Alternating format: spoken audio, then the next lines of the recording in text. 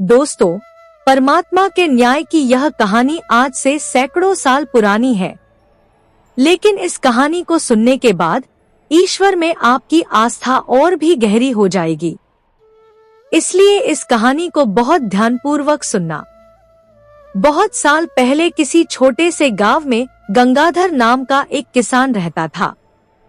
गंगाधर की आर्थिक स्थिति ठीक नहीं थी, क्योंकि उसकी जमीन से होने वाली आमदनी बहुत ही कम थी, जो उसके घर खर्च के लिए पर्याप्त नहीं होती थी। इसी वजह से गंगाधर बहुत परेशान रहता था, जबकि वह भी बाकी किसानों की तरह अपने खेतों में बहुत मेहनत करता था। एक दिन गंगाधर का चचेरा भाई उससे मिलने के लिए उसके घर आया हुआ था। बातों बातों में गंगाधर ने उससे कहा, भैया, मैं अपने खेतों में दिन रात मेहनत करता हूँ, लेकिन फिर भी मेरी फसल अच्छी नहीं होती। समझ नहीं आता कि इसमें गलती मेरी है या मेरी किस्मत की। यह सुनकर उसका भाई बोला, अरे भैया, जमीन तो तुम्हारे पास बहुत है, पर इसमें पैदावार अच्छी नहीं होती, तो फिर मेहनत करने से भी क्या फायदा। इससे तो अच्छा होगा कि इस जमीन को किसी को बेच दो, कम से कम इसके बदले तुम्हें कुछ धन तो मिलेगा। फिर उस धन से तुम कोई और काम शुरू कर लेना। गंगाधर तुरंत ही बोला, नहीं भैया, मैं यह जमीन बेचना नहीं चाहता। यह मेरे पुरखों की दी हुई निशानी है। अगर मैंने इसे बेच दिया तो मेरी जड़ों से मेरा नाता टूट जाएगा। मेरे पूर्वजों की यादें इसी खेत से जुड़ी हुई हैं। यह जमीन ही मेरा वजूद है। लेकिन जब इतनी मेहनत करने के बाद भी यह साथ नहीं देती, तो दिल टूट सा जाता है। इस तरह से जमीन का उपजाऊ ना होना गंगाधर के लिए एक बहुत बड़ी समस्या बन गया था। वह दिन पर दिन उदास और चिंतित रहने लगा था। उसके चेहरे पर हमेशा चिंता की रेखाएं बनी रहती थी। उसे हर समय परेशान देखकर एक दिन उसकी पत्नी उससे बोली, सुनिए जी, आप हमेशा कुछ ना कुछ सोचते रहते हैं, लेकिन सिर्फ सोचने से काम नहीं बनता। कुछ तो आपको करना ही पड़ेगा। तब गंगाधर ने भारी स्वर में कहा, भाग्यवान, फिर तुम ही बताओ कि मैं क्या कर सकता हूँ। यह मेरे पुरखों की जमीन है, इसलिए इसे बेचने का मेरा दिल नहीं करता, और इस जमीन पर मैं कोई दूसरा काम भी नहीं कर सकता, क्योंकि मेरे पास इतना धन भी नहीं है। निर्मला कुछ देर तक चुप रही, फिर दृढ़ आवाज में बोली, इस तरह से सोचते रहोगे तो तुम्हें कोई दूसरा रास्ता नजर ही नहीं आएगा। एक ही बात को सोचकर परेशान होते रहने से कोई समाधान नहीं मिलता। जब सोच को बदलोगे, तभी कोई रास्ता निकलेगा। गंगाधर ने उदासी से सिर झुकाते हुए कहा, निर्मला, और मैं कर भी क्या सकता हूँ। मेरे पास कोई दूसरा चारा नहीं है। यही तो मेरी जिंदगी की आखिरी उम्मीद है। निर्मला ने उसकी आंखों में झांका और प्यार भरे स्वर में बोली, कुछ भी हो, आपको इस समस्या का कोई हल तो निकालना ही होगा। हमारे बेटे का भविष्य अब तुम्हारे फैसले पर निर्भर है। वह अब बड़ा हो रहा है। हमें उसके लिए कुछ सोचना तो पड़ेगा। हमें उसके सपनों को पूरा करने के लिए कुछ ठोस कदम तो उठाने पड़ेंगे। गंगाधर ने गहरी सांस ली और धीरे से कहा, ठीक है भाग्यवान, मैं जरूर कोई ना कोई रास्ता निकालूंगा। अगले दिन गंगाधर अपने खेत में चुपचाप बैठा था। उसके चेहरे पर निराशा की गहरी छाया थी। हवा चल रही थी, लेकिन उसकी सोच ठहरी हुई थी। खेत में हरी भरी घास लहरा रही थी, पर गंगाधर की आंखों में खालीपन था। वह बैठा बैठा सोच रहा था कि अगर मैं अपनी जिद पर अड़ा रहा, तो मेरा सारा परिवार भूखा ही रह जाएगा। निर्मला की बात बिल्कुल सही है। अब हमारा बेटा भी बड़ा हो रहा है और अब मुझे उसके भविष्य के बारे में भी सोचना चाहिए। कुछ देर सोचने के बाद उसने मन ही मन निर्णय ले लिया, क्यों ना मैं इस खेत को बेच ही दूं। जितनी देर करूंगा, इस खेत का दाम उतना ही कम होता जाएगा। वैसे भी क्या पता अभी इस खेत का मुझे अच्छा दाम मिल जाए। यह सोचते हुए वह घर लौटा और अपनी पत्नी और बेटे माधव को बताया कि मैं यह खेत बेचने का फैसला कर चुका हूँ। अब देर करने से कोई फायदा नहीं है। जो कोई भी मुझे इस खेत का अच्छा दाम देगा, मैं यह खेत उसी को बेच दूंगा। अगले दिन सवेरे ही गंगाधर गांव के जमींदार के पास पहुंचा। उसका मन तो उदास था, लेकिन उसे यह भी लग रहा था कि अब उसके पास यही एकमात्र रास्ता बचा है। जमींदार गांव का सबसे बड़ा और अमीर आदमी था, लेकिन वह बेहद ही चालाक और स्वार्थी भी था। वह गरीब किसानों की मजबूरी का फायदा उठाने से पीछे नहीं हटता था। जब गंगाधर जमींदार के दरवाजे पर पहुंचा, तो जमींदार अपनी कुर्सी पर बैठा हुक्का गुड़गुड़ा रहा था। उसने गंगाधर को देखकर थोड़ी आंखें तरेरी और बोला, हाँ भाई गंगाधर, आज यहाँ कैसे आना हुआ? क्या मुझसे कोई काम आन पड़ा है? गंगाधर ने नम्रता से कहा, जमींदार जी, मैं अपना खेत बेचना चाहता हूँ। जमींदार ने हंसते हुए कहा, पर खेत बेचने की कोई तो वजह होगी। गंगाधर ने सिर झुकाते हुए जवाब दिया, जमींदार जी, कई सालों से मेहनत कर रहा हूँ, लेकिन मेरे खेत में उतनी फसल नहीं होती जितनी असल में होनी चाहिए। घर परिवार की जिम्मेदारियां बढ़ रही हैं। इसी वजह से मुझे मजबूरी में यह खेत बेचना पड़ रहा है। जमींदार ने नजरों में शंका और तंज भरकर कहा, जब तुम्हारा खेत उपजाऊ ही नहीं है, तो मैं उसे लेकर क्या करूंगा? उसमें तो मुझे भी घाटा ही होगा। गंगाधर ने थोड़ा हिचकिचाते हुए कहा, अरे जमींदार जी, आपके पास तो बहुत सारा पैसा है। आप चाहे तो इस खेत में कोई दूसरा काम भी शुरू कर सकते हैं। कोई गोदाम बना सकते हैं या कोई बाग भी लगवा सकते हैं। आपको तो घाटा नहीं होगा। जमींदार ने आंखें मिचमचाते हुए उत्तर दिया, अरे भाई, मेरे पास चाहे जितना भी धन हो, वह सब मैंने अपनी मेहनत और अकल से कमाया है। मैं उस धन को किसी बेकार खेत को खरीदने में क्यों लगाऊं? रामदीन ने विनती करते हुए कहा, जमींदार जी, आप जितनी कीमत तय करेंगे, मैं उतने में ही यह खेत आपको बेच दूंगा। मुझे बस इतना चाहिए कि मैं अपने परिवार को भूखा ना देखूं। जमींदार के चेहरे पर एक चालाकी भरी मुस्कान फैल गई। वह मन ही मन खुश हो गया। उसने बनावटी हमदर्दी दिखाते हुए कहा, गंगाधर, तुम्हारी हालत देखकर मुझे तुम पर दया आ गई है। इसलिए मैं यह खेत तुमसे खरीद तो लूंगा, लेकिन मैं तुम्हें इसके ज्यादा दाम नहीं दे पाऊंगा। गंगाधर ने पूछा, जमींदार जी, फिर आप मुझे इस खेत के कितने पैसे देंगे? जमींदार ने अपनी मूंछों को ताव देते हुए कहा, मैं तुम्हें इसके ज्यादा से ज्यादा 1000 सिक्के ही दे सकता हूँ, इससे एक भी ज्यादा नहीं। गंगाधर कुछ देर तक गंभीरता से सोचता रहा, फिर उदास मन से बोला, लेकिन जमींदार जी, यह तो बहुत ही कम है। मेरा खेत तो कम से कम 4000 सिक्कों का है। आप ज्यादा नहीं तो कम से कम 3000 सिक्के तो मुझे दे ही दीजिए। जमींदार उसका हाथ पकड़ते हुए बोला, अरे, जब इस खेत से कुछ पैदा ही नहीं होना, तो यह खेत मेरे किस काम का है? अगर तुम सचमुच 1000 सिक्कों में अपना खेत बेचना चाहते हो तो बताओ, वरना मैं यह सौदा नहीं करूंगा। गंगाधर की आंखों में निराशा साफ झलक रही थी। वह समझ चुका था कि जमींदार उसकी मजबूरी का फायदा उठा रहा है, लेकिन उसके पास कोई और विकल्प नहीं था। पेट की आग जमीन से बड़ी हो चुकी थी। वह मायूस होकर बोला, ठीक है जमींदार जी, आप जो भी देना चाहते हैं दे दीजिए।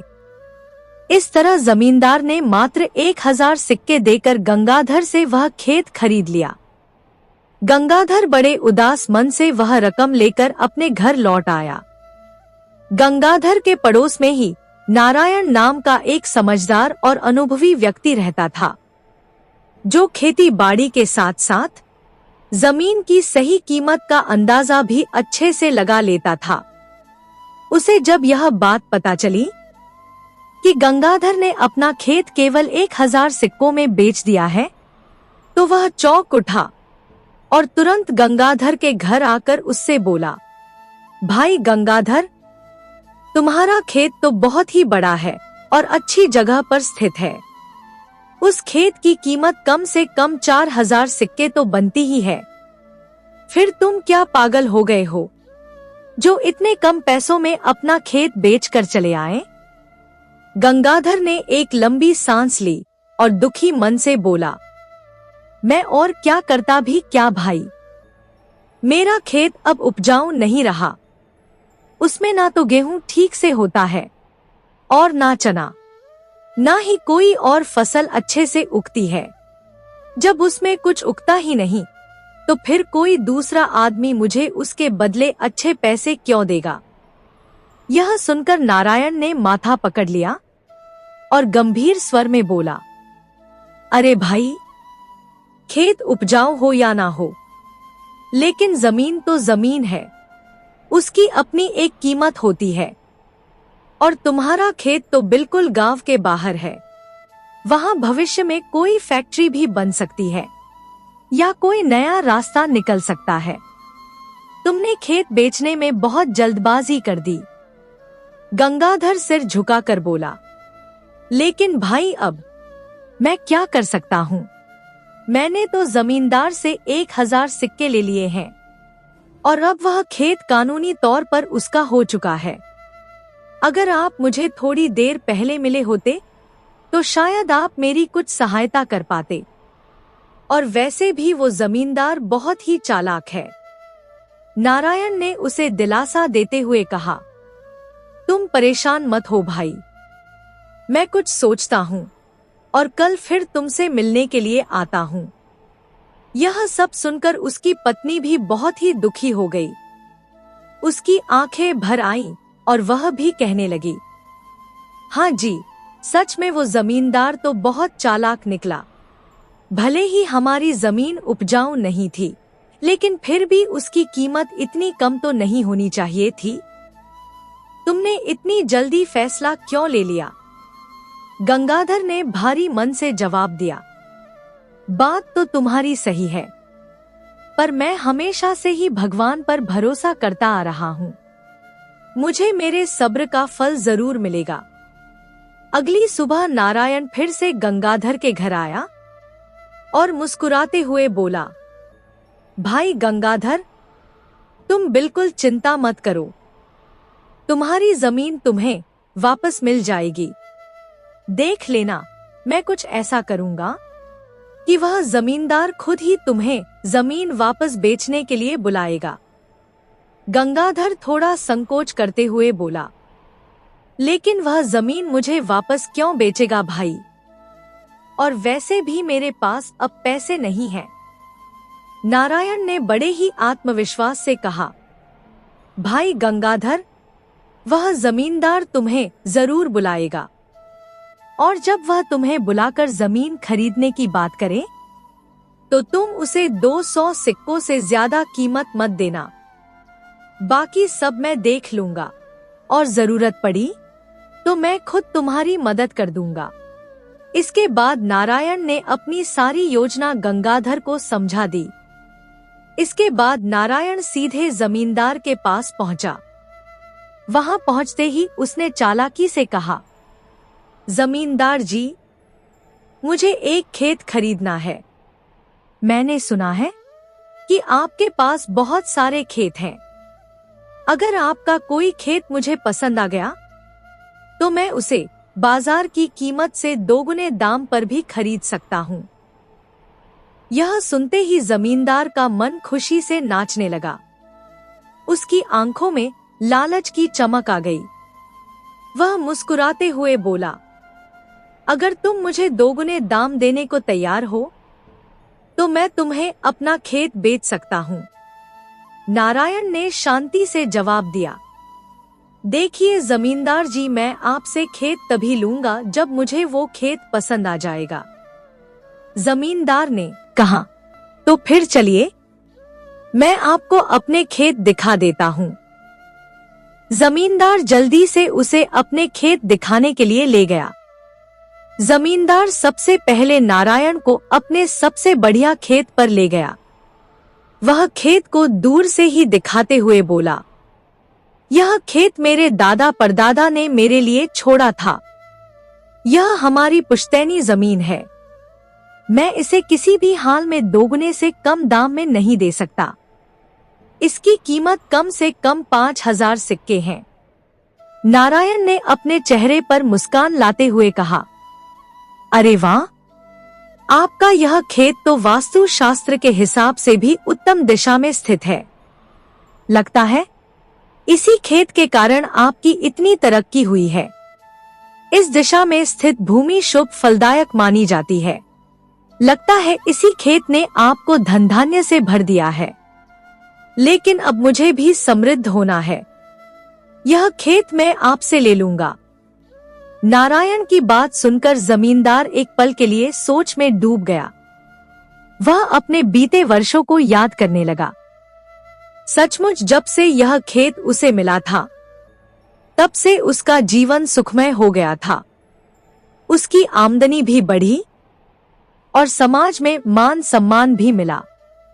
उसने सोचा, कहीं मैंने यह खेत बेच दिया तो मेरा सौभाग्य भी ना चला जाए। उसने झेंपते हुए नारायण से कहा, देखो भाई, मैं तुम्हें यह खेत नहीं बेच सकता। यह खेत तो मैं सिर्फ तुम्हें दिखाने के लिए लाया था। यह जमीन मेरे लिए बहुत खास है। मैं तुम्हें कोई और अच्छा खेत दिखा देता हूँ। फिर जमींदार नारायण को एक दूसरे खेत पर ले गया। दूसरे खेत पर पहुंचते ही नारायण फिर से वैसे ही मीठे शब्दों और व्यंग भरी बातों में जमींदार को उलझाने लगा। उसने खेत की दिशा, मिट्टी की गुणवत्ता और आसपास के वातावरण की प्रशंसा करते हुए बहुत बातें बनाई। जमींदार कुछ क्षण सोचकर बोला, क्षमा करना भाई, मैं यह खेत भी नहीं बेच सकता, क्योंकि इसका भी मेरे जीवन में खास महत्व है।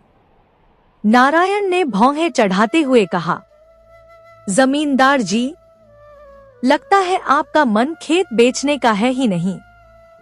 जमींदार हड़बड़ा कर बोला, नहीं नहीं भाई, ऐसी बात नहीं है। मैं आपको जरूर खेत बेचना चाहता हूँ, तभी तो एक से एक बढ़िया खेत तुम्हें दिखा रहा हूँ। नारायण ने कुछ झुंझलाते हुए कहा, तो फिर थोड़ा जल्दी कीजिए, कुछ ही देर में शाम होने वाली है। अगर आज आपने खेत नहीं दिया तो मैं कल किसी दूसरे गांव में जाकर जमीन खरीद लूंगा। जमींदार अब कुछ बढ़ाया और सोचने लगा कि अगर यह मौका हाथ से निकल गया तो शायद दुगने दाम वाला ग्राहक फिर कभी ना मिले।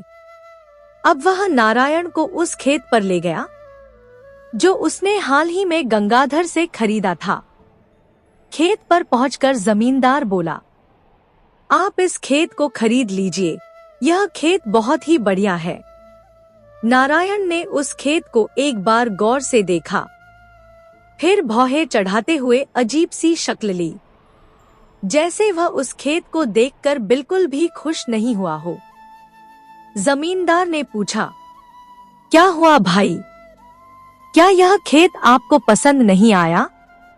नारायण ने थोड़े तेवर बदल कर कहा, अरे, यह खेत लेकर क्या मैं अपने जीवन को खराब कर लूं? मैं यह खेत कभी नहीं लूंगा। पहली बात तो यह खेत एक गलत दिशा में है। ऊपर से यह बिल्कुल ही बंजर है। तुम्हें तो यह खेत बहुत ही सस्ते दामों पर मिल गया होगा। तभी जमींदार के मुंह से अचानक निकल गया, हाँ भाई, मैंने यह 1000 सिक्कों में खरीदा है। नारायण ने कुछ रहस्यमयी हंसी हंसते हुए कहा, तब भी तुमने महंगा सौदा ही कर लिया। यह बंजर जमीन कौन सा तुम्हें अनाज उगा कर देगी। वास्तु के हिसाब से भी यह जमीन लाभकारी नहीं है। मैं तो गलती से भी इस खेत को खरीदने वाला नहीं हूँ। और अगर तुम भी इसे रखोगे तो समझ लो कि अब तुम्हारी जिंदगी में काले बादल मंडराने शुरू हो गए हैं। अब तुम्हारी तरक्की रुकने वाली है। मेरी मानो तो आज के आज ही इस खेत को बेच डालो। कोई जानकार व्यक्ति तो इस जमीन को कभी नहीं खरीदेगा। हाँ, कोई मूर्ख इंसान जरूर 150 या 200 सिक्कों में इस खेत को खरीद ले। यदि आप ज्यादा लालच में पड़कर इससे ज्यादा पैसा मांगेंगे तो तुम्हारे जीवन में इतनी मुश्किलें बढ़ जाएंगी कि इस खेत के साथ साथ तुम्हारे दूसरे खेत भी बिक जाएंगे। इसलिए जितनी जल्दी हो सके इस खेत को बेच डालो। जमींदार ने हड़बड़ाते हुए कहा, लेकिन इतनी जल्दी यह खेत मैं किसे बेचूं? इतना बड़ा सौदा किसी को अचानक कैसे करूं? नारायण ने मुस्कुराते हुए कहा, अरे भाई, जिससे खरीदा है उसी को बेच दो। याद रखना, जितनी देर करोगे उतनी ही मुसीबत बढ़ेगी। अगर अभी भी संभल गए तो तुम्हारा बेड़ा गर्क होने से बच जाएगा। अब मैं तो चला भैया, किसी दूसरे गांव में जाकर कोई दूसरा खेत देखूंगा। इतना कहकर नारायण ने तेज कदम बढ़ाए और वहां से निकल गया। अब जमींदार पूरी तरह से सोच में पड़ गया। हो सकता है इस खेत की वजह से ही गंगाधर के बुरे हालात बने थे। अगर मैंने भी इसे जल्दी नहीं बेचा तो शायद मेरा भी वही हश्र होगा। थोड़ी देर तक जमींदार अपने आंगन में टहलता रहा, फिर तुरंत ही अपने नौकर को भेजकर गंगाधर को बुलवाया। कुछ ही देर में गंगाधर उसके सामने खड़ा था। जमींदार ने सीधे सीधे बात शुरू करते हुए कहा, देखो गंगाधर, यह खेत तुम्हारे पुरखों की निशानी है। मैं चाहता हूँ कि यह खेत अब दोबारा तुम्हारे ही पास चला जाए। इसमें तुम्हारा अधिकार भी बनता है और मेरी आत्मा भी तभी शांत होगी जब यह खेत तुम्हारे हाथों में लौटेगा। गंगाधर ने थोड़ी झिझक के साथ कहा, लेकिन जमींदार जी, अब तो मेरे पास ज्यादा पैसे नहीं हैं। मैं बहुत ही मुश्किल हालात से गुजर रहा हूँ। इस समय तो मैं आपको केवल 200 सिक्के ही दे सकता हूँ। जमींदार ने गंभीरता से उसकी ओर देखा और गहरी सांस लेकर बोला, कोई बात नहीं गंगाधर, तुम मुझे 200 सिक्के ही दे दो, लेकिन यह खेत मुझसे ले लो ताकि मैं भी इस बोझ से मुक्त हो जाऊं। गंगाधर ने थोड़ा आश्चर्य से देखा, फिर दौड़ते हुए घर से 200 सिक्के ले आया और जमींदार के हाथ में रख दिए। जमींदार ने खेत के सारे कागजात उसे सौंप दिए और अब वह खेत फिर से गंगाधर का हो गया। अपना खेत वापस मिलते ही गंगाधर की आंखों में चमक लौट आई। अब वह बेहद खुश था। जैसे ही सौदा पूरा हुआ, वह सीधे नारायण के पास पहुंचा और उसका आभार व्यक्त करते हुए बोला, नारायण भाई, आज आप ही की वजह से मेरा खेत मुझे वापस मिला है। और इतना ही नहीं, अब मेरे पास 800 सिक्के भी हैं। नारायण ने मुस्कुराते हुए कहा, गंगाधर भाई, जीवन में एक बात हमेशा याद रखना कि जिंदगी में हालात चाहे जैसे भी हों, घबराकर कभी भी निर्णय मत लेना। हमें हमेशा अच्छी तरह से सोच समझ कर ही कोई भी फैसला लेना चाहिए। तो दोस्तों, अगर आपको आज की कहानी अच्छी लगी हो तो वीडियो को लाइक और हाइप जरूर करें और ऐसी ही कहानियां सुनने के लिए हमारे चैनल को सब्सक्राइब भी जरूर कर लें। धन्यवाद दोस्तों।